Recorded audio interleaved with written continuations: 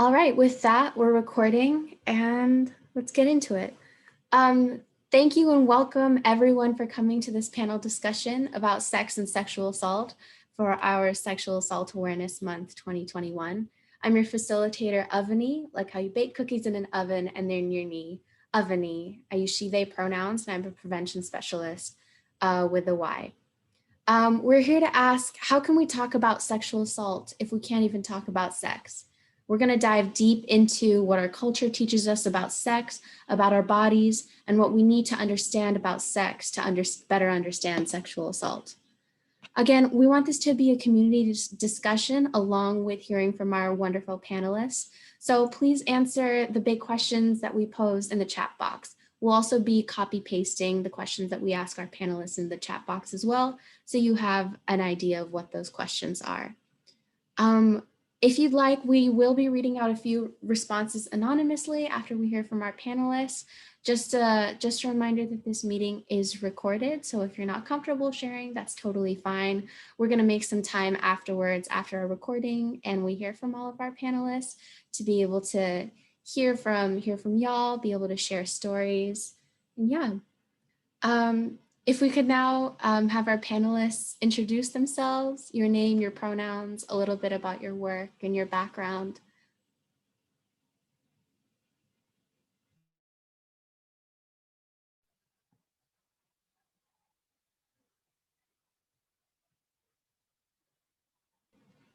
Nandini? Okay. Hi, my name is Nandini Ray, and I'm representing Maitri Bay Area. Maitri is an organization in the Bay Area that supports survivors of domestic violence and the children. And 30 years ago, a dedicated small group of women started Maitri by running a crisis helpline at someone's kitchen with a single phone line. And now Maitri is seen as a trusted and culturally responsive agency in the Bay Area in providing a variety of services to survivors of domestic violence. And we not only help them to get out of their crisis and to achieve their safety, stability, and self-sufficiency. Along with crisis intervention, Maitri also engages and educates community members in preventing domestic violence. And I manage Maitri's outreach and prevention program. Thank you. I can go. Good evening, everybody. My name is Rod Olmeda Lopez, and it's truly an honor to be on a panel with such wonderful people. I am a high school English teacher here in Los Angeles, and I am so I identify as a gay man, and I really want to name, I guess, the points of entry that I'm coming into with this different conversation. So gay man, son of immigrants. My parents are both from Mexico, so there's that part of my identity. And then also have some background in the evangelical world. I wasn't raised evangelical, but I did really engage and was very actively involved in evangelical church in high school and college. So that was very much a formative part of my experience. So wanting to name, those are my entry points. Those are the perspectives that I'm and background that I'm coming in with. But like I said, it's an honor to be with individuals who are really doing the work in the trenches, so to speak, on this topic. So thank you. Good evening, everyone. My name is Lynn. I am currently a graduate student at the University of Michigan at their public policy school. I'm actually on the East Coast right now. So 9 p.m., here we go, talking about sex on a panel. I used to manage YWCA's crisis intervention team, did a lot of different projects in that team, including working to write the Santa Clara County's first ever sexual assault response protocol. My policy interests are specific to gender-based violence and sexual assault, as well as criminal legal reform. So that's kind of the academic perspectives that I'm coming in from. On a personal note, I'm also a child of immigrants. I'm an immigrant myself. Was born in Vietnam. Okay. I have a lot of fans in the audience. I can see my old coworkers. I came here when I was 6 years old. I was raised as a cisgender heterosexual woman. So that's kind of the perspective I bring into the conversation. And yeah, I'm happy to be here and excited to hear from everybody. Thank you so much. I'm so excited to hear from y'all too and have this discussion. So um, I'm gonna stop sharing so we get to see our panelists' faces more. And so just to start, from your cultural background, from your upbringing, um, did your families talk about sexual assault? Jumping right into it, right off the bat. I can talk. Should I start?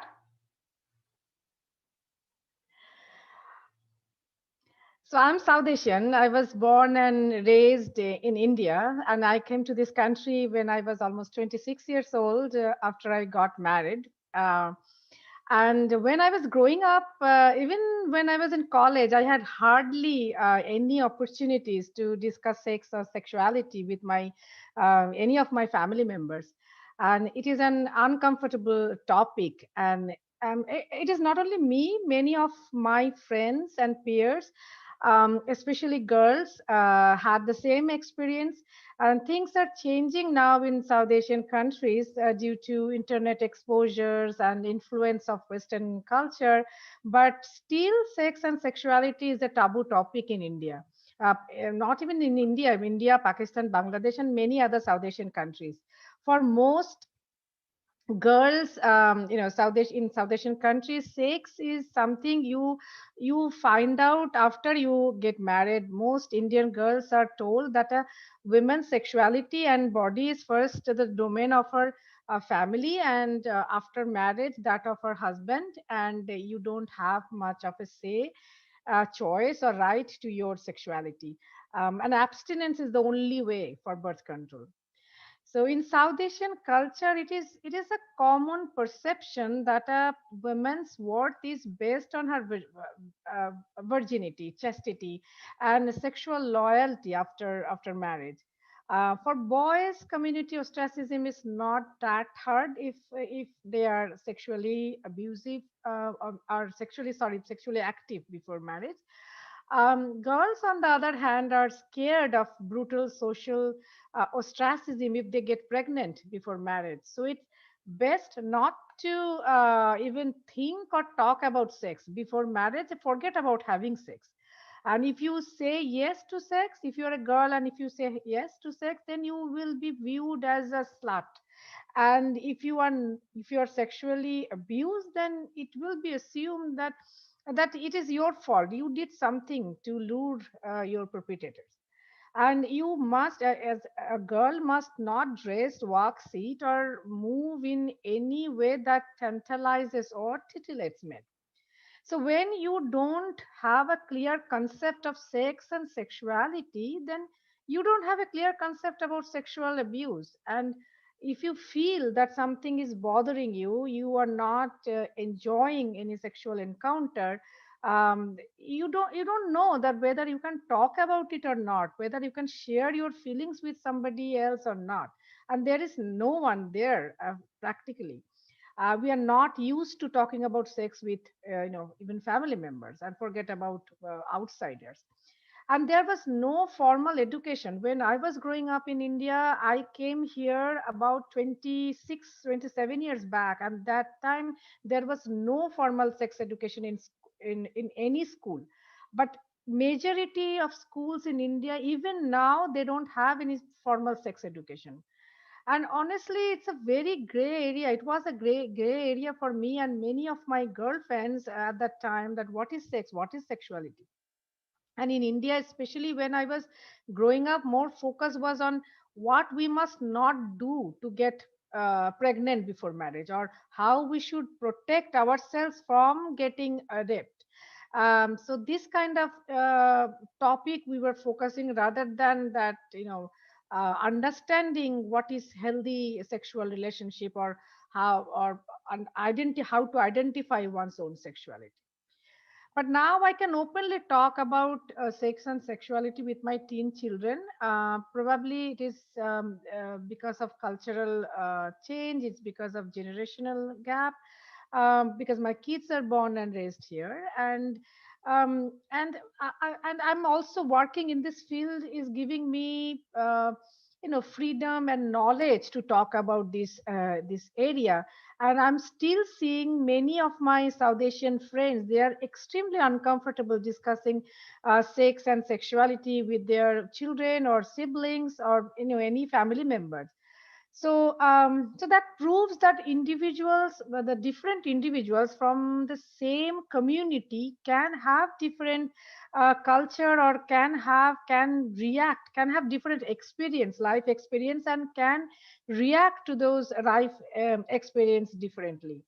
So a South Asian girl who is born and raised here in this country can have different experience from another South Asian girl who came here when she was, in her early 20s or 30s.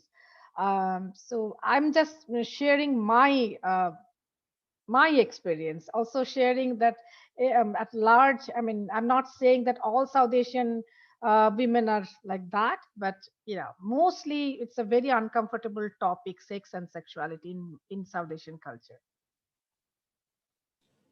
I feel like, so first of all, thank you for sharing your stories and like what you've experienced in your culture, and sharing a little bit of what you've seen your friends experience. I feel like you touched on so much about gender roles, about the taboo, and kind of all, even going through about how different the experiences are person to person.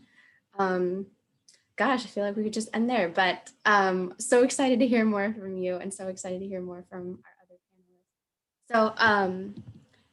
Rod or Lynn, if you want to talk about whether sexual assault was talked about.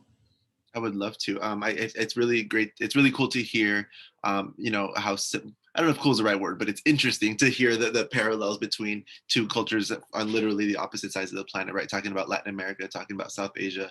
So I'll speak specifically in terms of and I'm speaking in big generalizations here, but of course, but generally in the Latino culture, sex is I mean, many of you are maybe familiar with the term machismo. I'll put it in the chat box so you can, if you're not familiar with it. Machismo, which is essentially Latin American patriarchy. That's kind of what you can roughly translate it as, and it's very much a very real thing. Typically, women, it's similar to in other places, women are expected to kind of maintain their purity.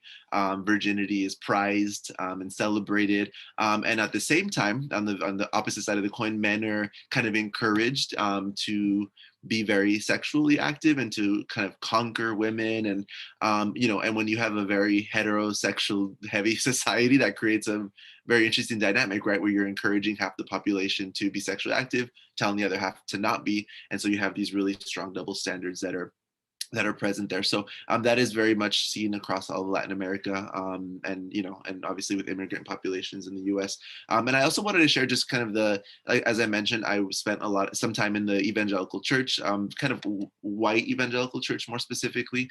And that was interesting because sex is talked about actually quite a bit. I don't know of any other place or community where sex is talked about so much, but it is in a very certain context. The context is we need to all remain virgins until we are married, and we are very, very, very excited for that wedding night. And it's like this moment that is like kind of put on a pedestal, and everybody's very excited about it. But the idea is there is absolutely no sexual activity of any sort until you are married. And what that creates is kind of a dynamic where sex is talked about in a very specific context, which is after you're married, you can do X, Y, Z.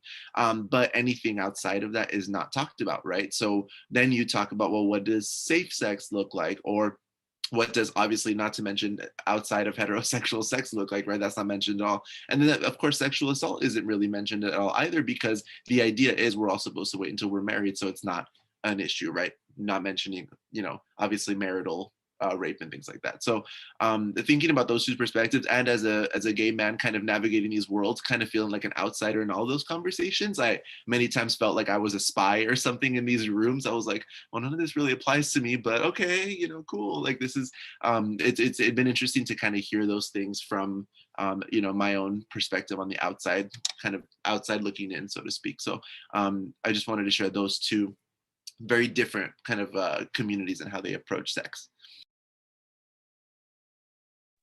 Yeah. Wow.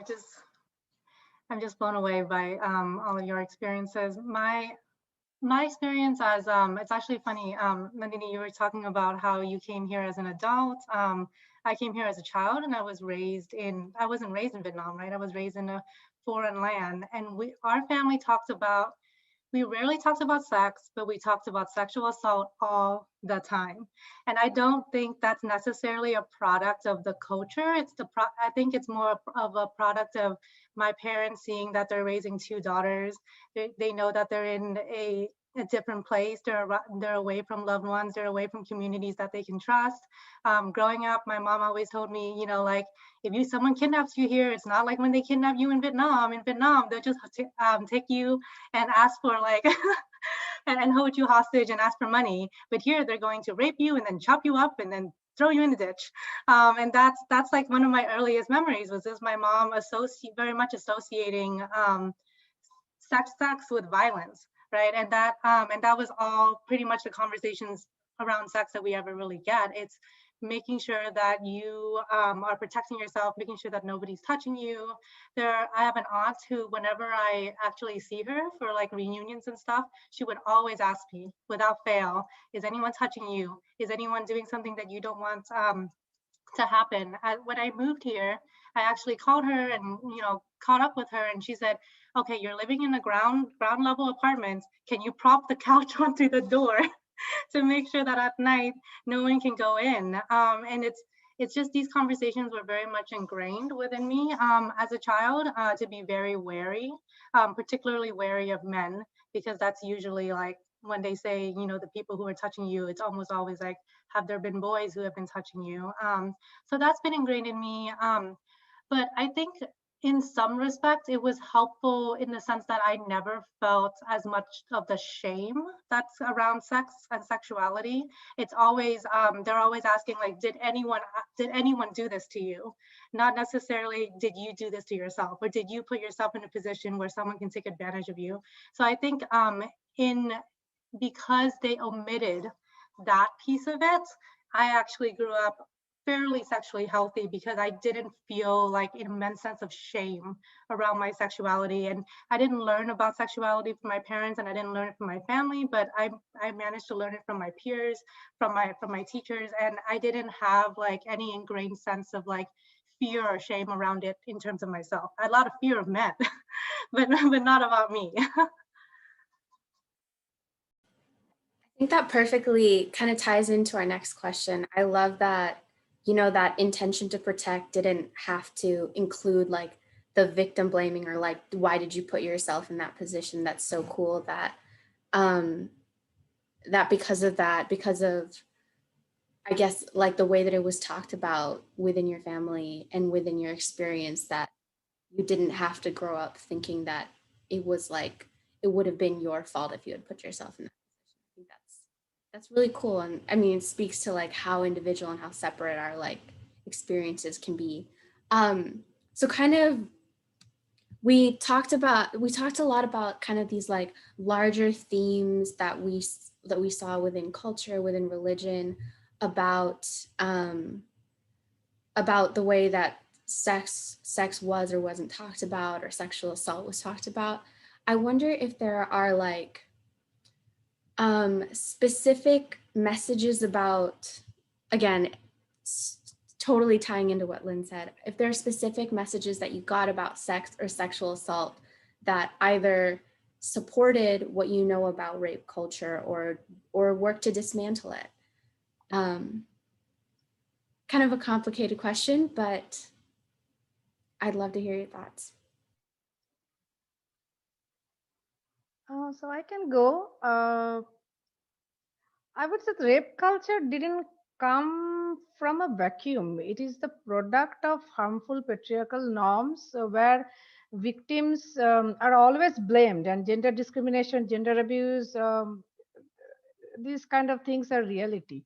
So in many South Asian countries, we talk about eve teasing, and it is actually sexual harassment, and oftentimes it ends up in acid attack or brutal gang rape or even murder. But when we call it eve teasing, it is undermining the seriousness of the issue. And it's not just, and many times we don't realize that it's not just teasing, it's stalking, it's assault, it's harassment. But girls are always told that cover your body, don't go out alone, don't do this thing, don't do that. And it's like it's their responsibility to protect themselves.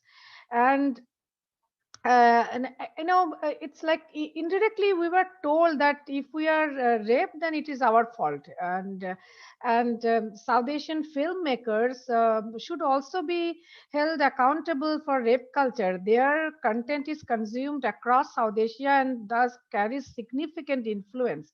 Much of the content produced in Bollywood movies promote patriarchal narratives and normalize the hyper objectification of women by portraying women as lustful objects, catered to the male gaze.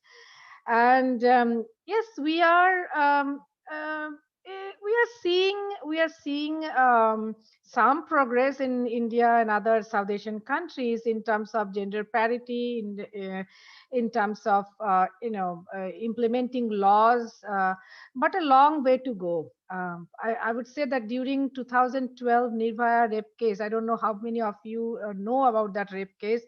A medical student was brutally raped in a bus, and it happened. It's a horrific incident. And then she was thrown on the street, bleeding profusely, no, without any clothes on. But at that time, there was an outpour of protest on the street in India. But then what? Then still we are seeing every day, gang rape and rapes, this sexual assault, these kind of things are happening. And there are tons of research that proves still women's place in India is not safe. And not only India, I can talk about even Bangladesh, even Pakistan, the South Asian countries. Women's place, I wouldn't say that is a safe place for women to be there. Yeah, I can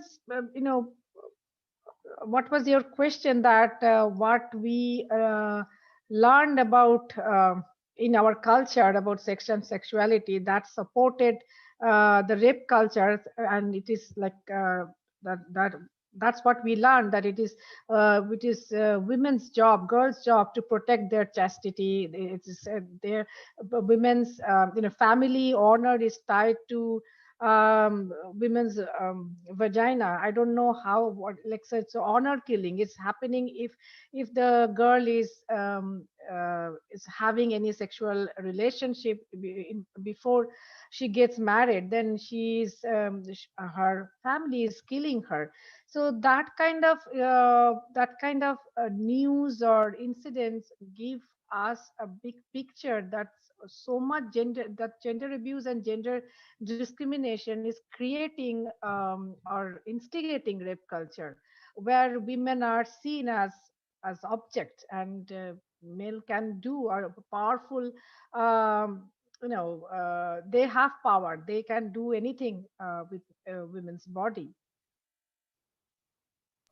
To bounce off of that, I think when I think about what I saw in my own community and family growing up, and thinking about oftentimes we mimic what was modeled for us, right? And I think about the dynamic specifically with sexual assault towards women by men. I think in the Latino culture and in so many other cultures around the world that are more kind of communal, more of a sense of loyalty to your family. You kind of have to put the greater good above your own, and many times if you see in families, specifically women, kind of they put their family first, right? So even if their husband or their male partner is being abusive, or is being abusive, they oftentimes will say, well, I'm gonna stick it out for my children so that they can have the stability, and and so on and so forth. And they might kind of face more of the more literal sexual assault, or everything, any kind of abuse beyond that. And I think about how many young girls, and I see how many young girls see that, and then they end up kind of mimicking that because that's what they grew up with, right? And that, that could be something as it could be sexual assault, or it could just be, like I mentioned, other forms of abuse.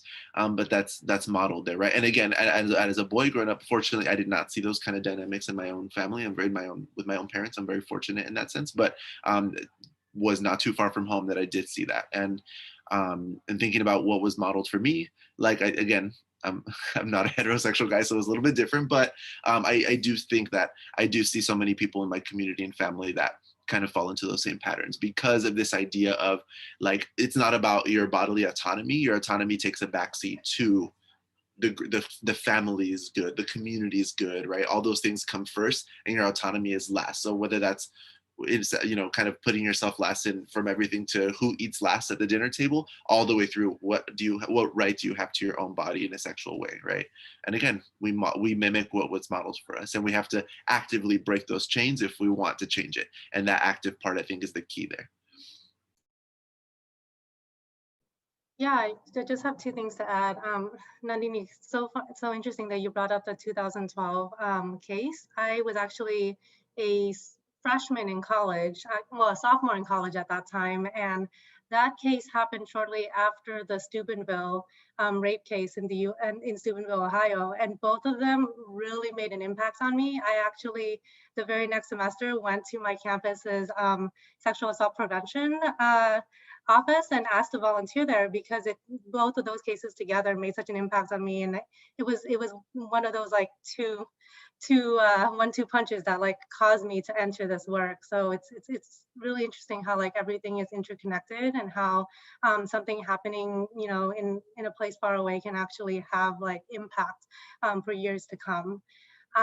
I think in terms of my family, I've already spoken a little bit about how like their overprotectiveness in certain ways was good in terms of like downplaying a lot of the traditional like victim blaming you would see in rape culture.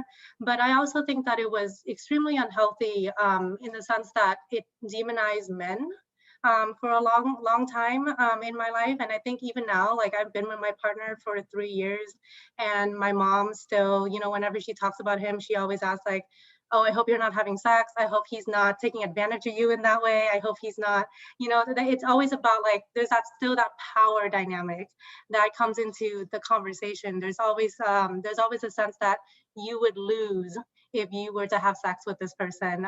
It doesn't mean that they're assaulting you, but there's always a winner or a loser when it comes to sex and sexuality. And I also think it's just so unhealthy to demonize men. It's very much a part of rape culture to see men as monsters, and to see assailants as monsters. But typically we would see those assailants in rape culture as men. And that it perpetuates this cycle of like, oh, you can't have control over yourself. You have to protect yourself from monsters, and that and that these people are not people. And it's all a mixed bag of terrible things that reinforce each other. And also, in our culture, sometimes we see that many people don't understand that male children can face sexual abuse. So they don't prepare male children to avoid sexual abuse. It is automatically assumed that only women will get raped. When they will face sexual assault. And as you were saying, Lynn, that many South Asian parents also tell their daughters how to be safe. Don't go out, don't do this, don't cover your body, don't wear provocative dress, don't do something stupid. So they always teach their daughters how to protect themselves from perpetrators, but they hardly they teach their boys that how to protect themselves from sexual predators. So that is a I think it's a big thing. And when I was growing up, it was huge. But now, even now, I can see that South Asian parents sometimes they don't teach their boys how to be, how to care, what is a bad touch, good touch, what is, how to protect themselves, how to report if they face any uncomfortable situation. So that I think is lacking in our community. something that was in kind of an interesting perspective to have seen during my time in the evangelical church was really the way that we as men were talked to about what our sexuality was and what our sexual drive was. It was a lot of language around men are, and it was language like men are naturally more sexual than women. Men think about sex way more than women. And it was just this idea that was ingrained in us that as a man, you have a really strong sex drive and you need to tame it. That's really what the narrative was that we were taught, you know?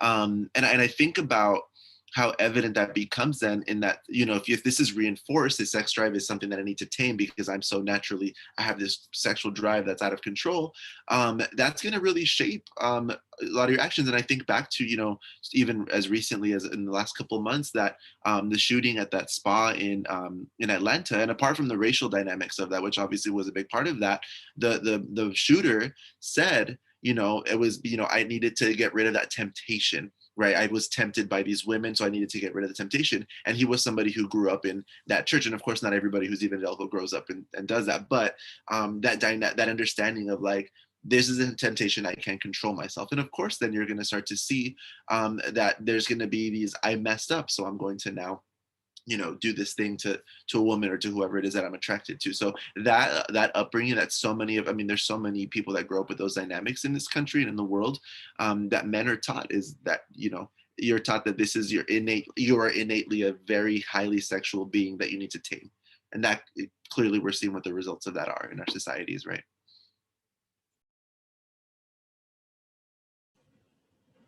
Thank you for talking about these like very specific messages, or like the language that was used around sex, and like exactly how that ties into rape culture. Because I feel like sometimes we use like larger concepts like patriarchy or like gender roles, and like we don't get into the specifics of like what that might look like in our everyday life and our family and the things that we say. So I really appreciate all of you like going into this. Wow. So there's so much that we've talked about already, and we've like touched on certain pieces on like of these larger ideas and taboos, and these more specific messages around sex, around gender that we hear that tie into rape culture. What do you feel needs to change about the way that we learn about sex in order to prevent sexual assault?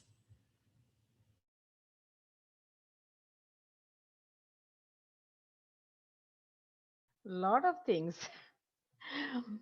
We must start sex education very early. But I personally believe we must start sex education very early. Children need to learn about concepts of consent, including respecting boundaries, asking before touching, and who to turn to if they feel uncomfortable. It is too late when they go to high school or college.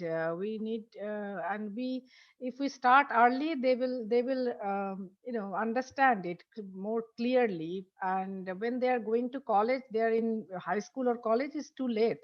And we need right policy to bring the change, and also the patriarchal culture that normalizes sexual assault needs to abolish. And so many things. I mean, abstinence only sex education programs can lead to shame and confusion surrounding sex, which puts youth at higher risk of assault and makes it less likely they will report such abuse. And we don't need to teach children. Some parents, maybe they will be panic that, oh, do you need to we don't need to teach children sex, and rape, etc. No, we don't need to teach children how one can have sex, or the different ways of have sex, or a definition of rape. But we can teach them the concept of boundaries, power imbalance in relationship, good touch, bad touch. And when they feel, they should know that their rights and their they have every right to protect their body, and they have every right um, to report if they have any uncomfortableness, any times they feel that it is not right. So we need to do, I think we need to raise awareness. We need to talk a lot about this issue, inside families, within communities, like the way you are doing this panel discussion. I don't know how many community members are listening to this, but as you said that you will post this recording to your channels, and hopefully at least handful of parents are listening to it, and they share this discussion with others. I think it will have a ripple effect, and people will understand that it is not important to only teach our children how to uh, uh, protect themselves from not being raped, but also um, why is that important, also what is toxic relationship, how to identify and avoid toxic sexual relationship, and how to have a healthy sexual relationship. They should know about their own body and their desire.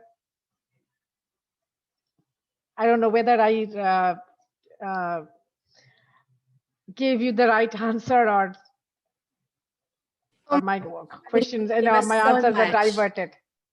You gave us so much. Thank you. There's so much about early consent education, learning about boundaries, healthy relationships, policy change to bring that education in, and how like talking to your kids about sex doesn't have to be, you don't talk about the logistics of it. You don't talk about how to do it, but you talk about how to say yes, how to say no, how to communicate that, what is not okay, and about your autonomy. So, I mean, it's perfect. Everything we could ask for.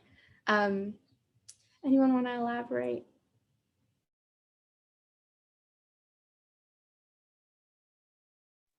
Yeah, I can go. I don't have like any specific, like huge kind of idea around prevention. But I think when I was listening to the question, I was thinking about it. I just think it'd be better if sex was boring. Like when we talk, well, not boring, but like it's not anything like that we put on a pedestal. It's not something we should be scared of. It's not something that we should, like idolize. I think there's a lot of focus on sex, in a way that like there shouldn't be that much focus on sex. I mean, if sex is enjoyable, if sex is something you like, it's just one of the many, many things in your life that you can enjoy and like. And it there's something we special, like we treat sex so special in a way that is really, really strange. And I think that the less we can do that, the better. And I also think that the more sex positive like friends children can have, the better. Like if you're able to actually have these conversations in your friend group, I think that would go such a long way in helping with your development. So just on a personal note, my current partner is my first sexual partner. I never, as I was growing up, I didn't really like feel pressured or inclined to actually have sex early. I know a lot of my friends across genders who felt pressured to have sex early or to not have sex or all of that stuff. And I never felt that pressure. I didn't give that pressure to myself. And even though my current partner has been my only sexual partner, we always laugh about it, but I'm much more sexually healthy than he is. He grew up in a conservative Christian home, rebelled against that, had, like a series of sexual partners, and still feels like he's out of touch with his sexuality. There's a lot of uncertainty there for him. And it's really, really interesting that healthy sexuality is not necessarily about sex. It's about how you engage with other people, how you see yourself, and ultimately like that. I feel like the communal aspect of talking about sex should be something that should be encouraged with our children. I would just very quickly add, as I mentioned, I teach high school, and it's really cool to see the young people, which makes me feel a lot older saying that, but the like high school teenage, there's so many things that when I was in high school, I would never have talked about. Mental health, for example. Never. If you had asked me how's your mental health, I would have looked at you with a blank stare when I was 16, right? But now you ask a 16-year-old, and they will pretty much answer. They know what we're talking about. So by saying that, I mean that I think nor like naming sexual assault, naming rape culture as up there, like just like they know that you're not cyberbullying, just like they know like you're not supposed to be mean, like these things that are just so common for say these are things that we do not do, adding that to that in a very open way, versus something that hides in the shadows, right? Versus something that is like not talked about at all. I think when it's brought to light and when it's named as such, then it's something that can be talked about more openly. But as long as it stays in the shadows, as long as it's something that's considered taboo, then it's going to continue to happen without any sort of movement forward, right? I think those are great points, both about how, you know, sex should be normal enough to be talked about within our communities, and also that like sex isn't the only place where boundaries and consent exist. You know, like we can establish a precedent for respect for consent outside of that without centering everything around sex. So that's like, it's a really interesting like way to like think about this question as well, where it's like if we prevent sexual assault by decentering like the importance or like the fear, like the glamorization of sex. So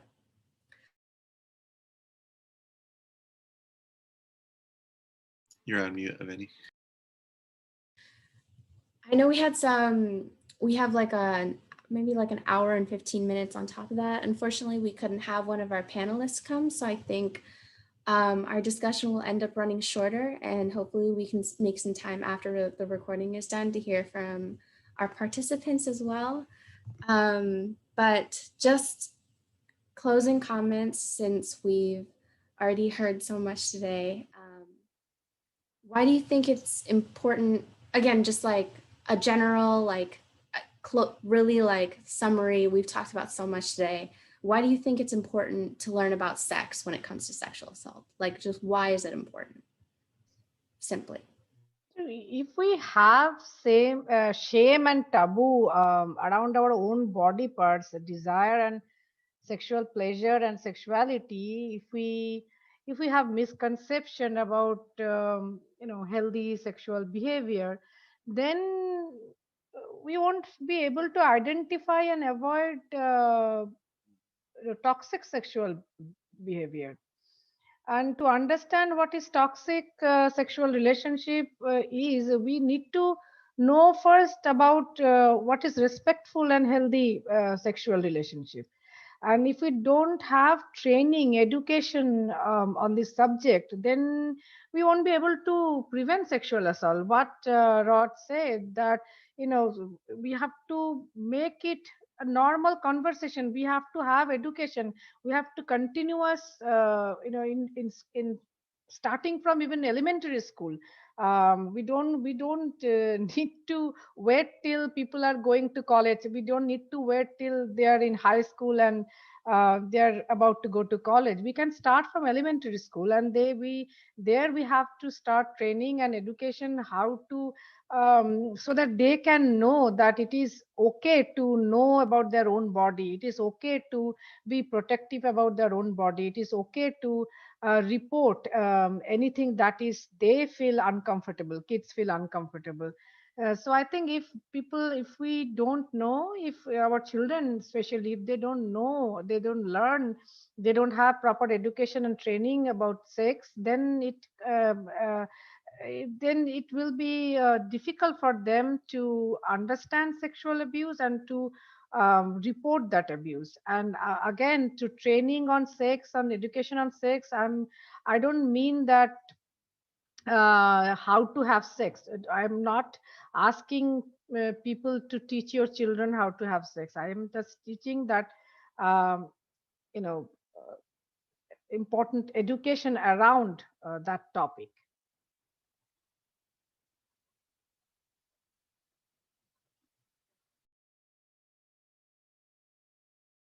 Thank you. Anyone else?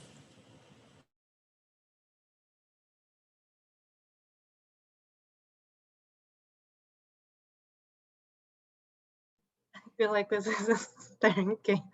Zoom makes everything so awkward. So I guess the question was about why was it important to learn about sex when it comes to preventing sexual assault? Well, I mean, that I mean, that's the mechanism, right, for which people assert their power over others. I remember when I first started learning about sexual assault prevention, something that was always told, and it's very much a mantra in this field, is that sexual assault isn't about sex, it's about power. And something about that like never quite sat well with me, because you can't discount the mechanism, right? You have to talk about the mechanism and why that is the mechanism of choice. And I think it's important to have those conversations. Otherwise, you're not going to really be able to address like the issue at hand. Sex is a way, you can say that maybe people assault others because they feel powerless or they're trying to gain power, but no matter how you slice it, the mechanism that they choose to do that is through sex, and education about sex is absolutely necessary in order to address the issue. I would just add the normalization and the bringing it to light. Just like with so many things we've seen progress on in our society in the last, however many years, it's because they've been talked about openly. It's because they've been normalized. So I think doing that will allow us to really have a productive conversation about how to actually stop it, how to end it. It needs to be normalized. And I can add that, misconception and misinformation can make people, especially children, confused. Because the first time I learned about sex when I was in middle school, and I came to know about how babies are born, and indirectly about sex. So that time when I was in middle school, and so basically it was the textbook theory, and we discussed among friends who are all middle school students, and think about it, their knowledge, level of knowledge we had at that time. And we used to share the information like sex is dirty, it's to be done in the darkness at night, under the sheets where no one is watching, and after you get married you can only have sex, and then you have sex because you need to produce baby. And it's important that it's not important whether you enjoy or not, that discussion was completely absent, that the desire, pleasure, anything related to sex were absolutely absent. It was only focused on the dirty part, but you have to have it because you have to make babies, and you have to prove yourself that you are a good wife, and you are it's kind of the who are sharing and teaching each other. We are sharing and teaching our knowledge and experience, and not experience um, whatever it is, I mean information, with all of them, are all of us are middle schoolers. We didn't have any training, any education on this subject. Even when I was in high school, I used to watch a lot of Bollywood movies, and that was my sex education. Because in school there is no sex education, and what is the sex education Bollywood movies are providing? That hero and heroine, they hold hands, they hug, they kiss, on the necks or hair, not even on lips, and then they go into under the sheet, or they close the bedroom door, and the next day, next scene is the girl is coming out of the door and she is pregnant.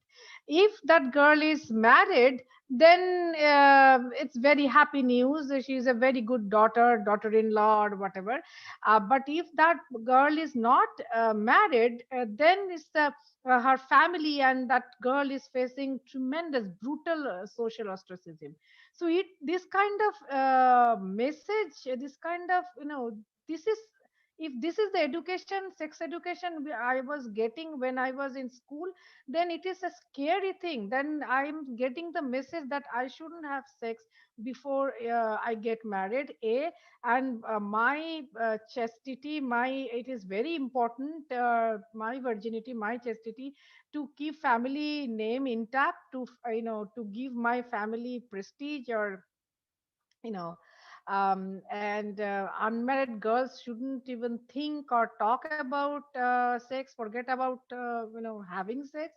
And it's like this kind of education is, it's dangerous. We didn't know. And also we learned that sex can happen only between men and women, because that was the seen most Bollywood movies at that time. They were projecting. After I got married, I learned that the purpose of sex can be pleasure. My husband was raised in a Western country, and he introduced me the notion of consent, open communication around sex. It's both partners' responsibility to pay attention to each other's needs and explore. Uh, but when I was growing up, I had no such education, and it was, now I'm thinking it's kind of dangerous. It's not healthy. It's not, because I'm thankful that my husband, I had a loving, caring partner when I got married. But what if he was an abusive partner? Then I don't know. I don't know whether I could have identified it's a abuse as a normal behavior. I don't know whether I could have talked about it to anyone. So I'm blessed that it didn't happen with me. Men, but probably many women, they are going through this kind of problem. They are going to even marital rape, but they don't know that if they can talk about it or not, because sometimes they feel that it's a cultural training that women should obey their male partners. Um, so this is problematic, and we must talk about it. We must do something, uh, and we must start very early. Thank you. There was so much said by all of our panelists, um, about learning about sex as being necessary to even be able to identify whether a sexual relationship is healthy or not, to be able to understand like why power is even expressed that way, to be able to understand like why it's normalized. So thank you for that. Thank you so much to our panelists. That is all of our questions. If our panelists would like to make some time to open themselves up for questions, I know we have a couple in the chat box. We'll try to field those and see what we can do, and eventually stop recording, which I'll let everyone know when that's happening. And then if participants feel comfortable sharing their stories then or their experiences, we'd love to hear from some brave folks.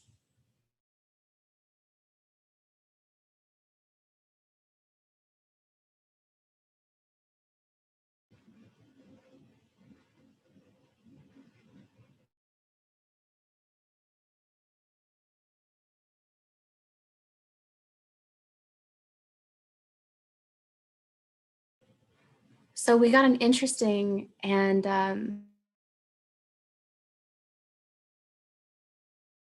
Avani, you're muted. how long has it been that I've been using Zoom and still can't grasp this? Okay. You're muted again. It's okay. I was gonna say that we have an interesting question in the chat box on the difference between abuse, like sexual abuse of power versus other abuses of power. And I guess the messages behind both, or the difference in the messages behind both. Let me know if I'm describing this question properly. I want to make sure that we get to talk about it in a way that's enlightening.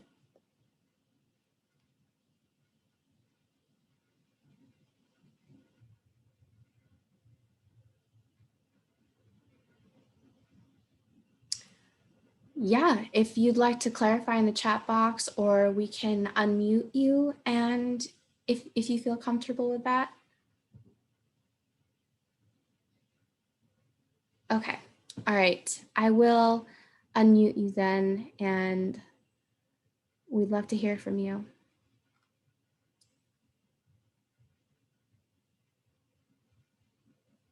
Hi, Andrew. Hi, so you can hear me now?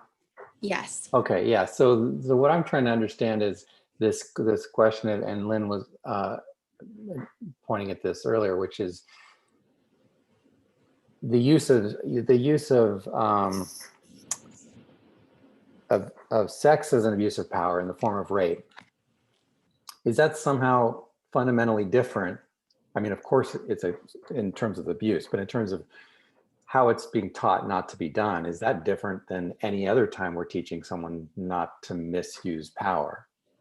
Is it fundamentally a sexual conversation, or are we really just talking about whether people abuse power over others for whatever ends they want to use the power over others?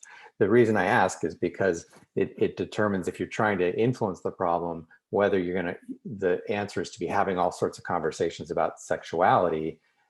And I'm not clear if those really address it, right?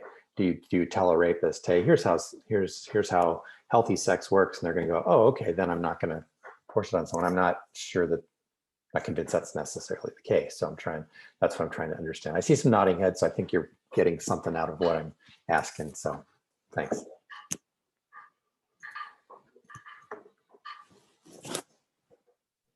Yeah, I can go first on this. This is something that I also as an advocate really struggle with. I think there's a lot of focus on survivorship and the people who are impacted by sexual violence in this work, and there's less focus on the people who are perpetrating the violence. And this was something that I struggled with when I was working as an advocate on how come we're not talking about as much the people who are actually assaulting others. And sometimes when we have conversations around prevention, my mind kind of goes back to that, right? Is talking about sexuality and talking about healthy sexual behaviors really going to be effective in deterring these behaviors from people who may choose to exert their power this way regardless? I think something that has kind of worked for me in terms of thinking about it is it's just as important, if even if you don't believe necessarily, and sometimes I find myself in that position too, where you don't necessarily believe that teaching sexuality is necessarily going to stop sexual assault.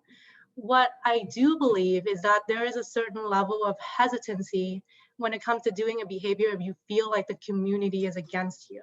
If you feel like this type of problem is very explicitly and openly talked about as an issue, and that you're not necessarily encouraged to do it. And I think that type of motivation and incentive, that type of social incentive, is very much lacking in terms of sexual assault compared to some of the other abuses of power. And then there's also, it's coupled with the fact that there's so much shame and so much stigma on the receiving end of sexual assault, and it makes it so it creates an environment where you're not necessarily disincentivized from doing it, and the person who's on the receiving end of the assault is very much disincentivized from talking about it. So it very much creates an encouraging environment for that type of behavior. And as much as I do struggle sometimes thinking in terms of where are we focusing prevention? Are we really addressing the problem? I think I go back to thinking about how do we build a community and how do we build a village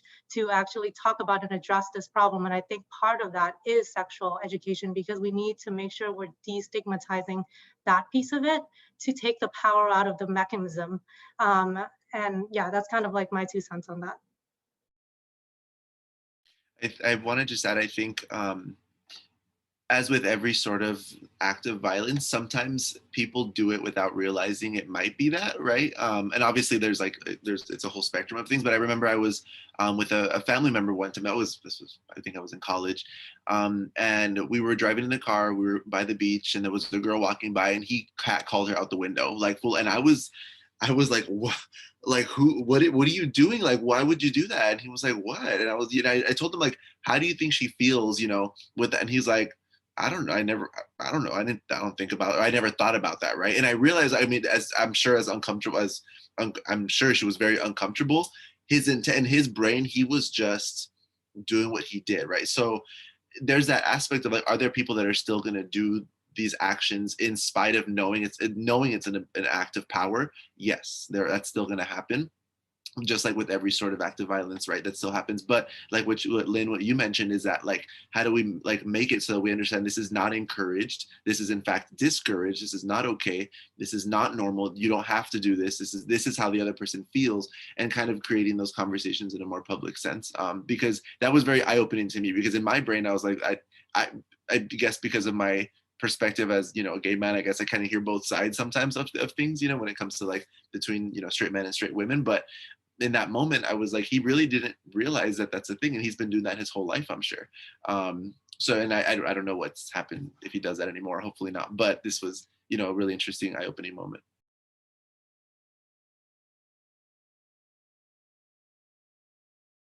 Yeah, I kind of, agree with Lean and Rod both. And we need to create a community culture, a culture in our society where we will not, encourage victim blaming, and we will hold perpetrators accountable.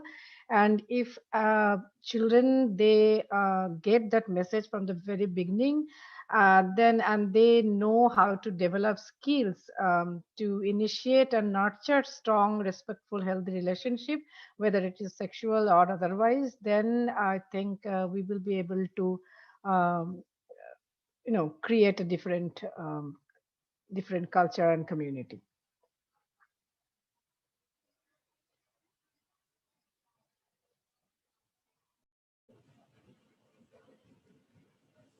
Hopefully we heard so much. Hopefully we answered pieces of what you were asking about. I also, I thought, can I answer that? Should I answer that? Yeah, go for it. I just remembered I could talk. I was typing away madly. Thank you. No, I thought those were great. Those are great answers. And I think you addressed just what I was asking, which is, and I think what my takeaway is how there is some compartmentalization between, the difference between the extreme cases that you're not going to address, and then there's the category of cases where, I'm sorry, Rod, is it Rod? No. Yeah, okay, Rod was bringing up where there's a category of some ambiguity of what do people know that they're doing and or totally understand. And I was thinking that it is a bit like, as I thought about, where moral development comes from, it's generally understood that it comes through dialogue and thinking through scenarios. We develop ethics by thinking through scenarios. And if sex is a topic we don't talk about, you don't get that opportunity to think through those scenarios, right? So that's like, that is a spot I'm going, oh, that has a lot of value. And what was I going to say? The other thing, I forget the other thing. If I can come back, I'll say it. But that was good. Thank you for your question. Thanks.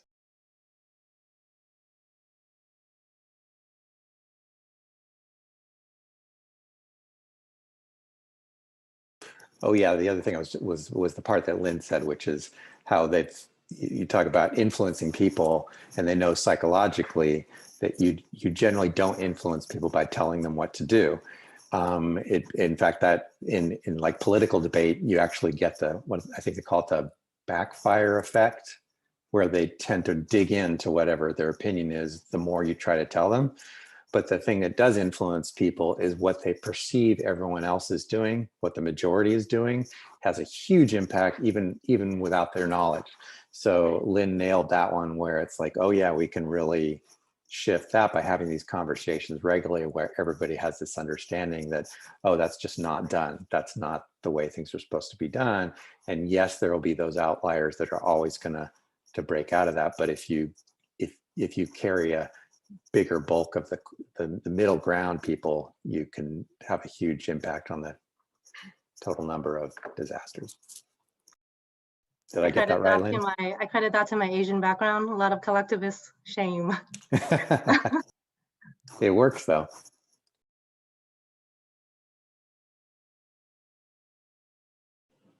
Do we have any other questions? If not, I'll stop recording. We'll leave some time to talk after that.